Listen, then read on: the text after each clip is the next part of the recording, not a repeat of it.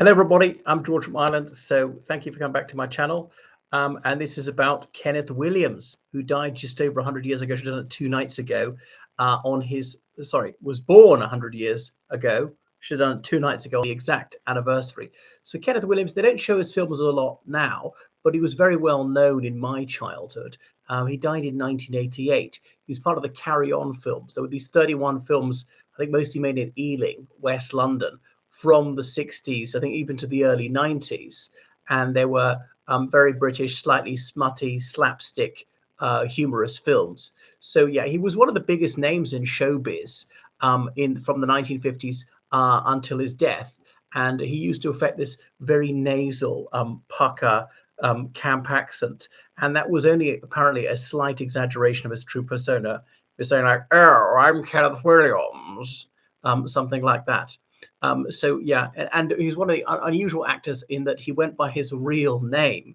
Kenneth Charles Williams was his full name. He acted under Kenneth Williams because you might know when they joined Actors Union Equity, they have to choose their name, and they could not have the same name as anybody else. Had to be slightly different, even by one letter. That was Frankie Howard with an E rather than Howard, because there was a Frankie Howard, and so that's why the Richard E. Grant, because there's already Richard Grant. So, and then if you go by something like Eddie Redmayne, you can't be Edward. If you go by the diminutive Eddie, you got to stick with that, and so on. But Kenneth Williams was able to use his actual name. So he was born in London into a working class family, Welsh and English origin. His dad was an ardent Christian who was very moralistic and puritanical, and certainly did not think that the theatre was at all moral or respectable. So there's other speculation about Williams's sexual orientation. I mean, he was clearly homosocial, if not homosexual.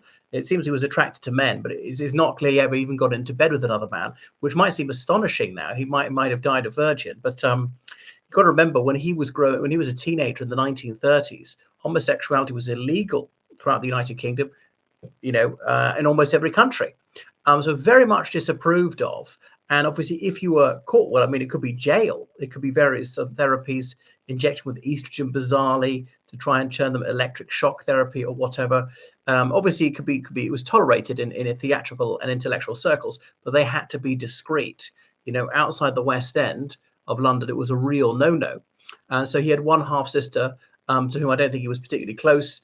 So he was not that academic. But the Second World War was a real game changer for him because he was evacuated. Children were sent away from the major conurbations because the bombing was so heavy. Some people had to stay there to work in the cities. There's no such thing as work from home. But anyone who didn't need to be there, children, housewives, elderly people, the disabled, they were sent to countryside areas with much, much, much less likely to be bombed. And he was billeted in the family of a vet in rural Oxfordshire.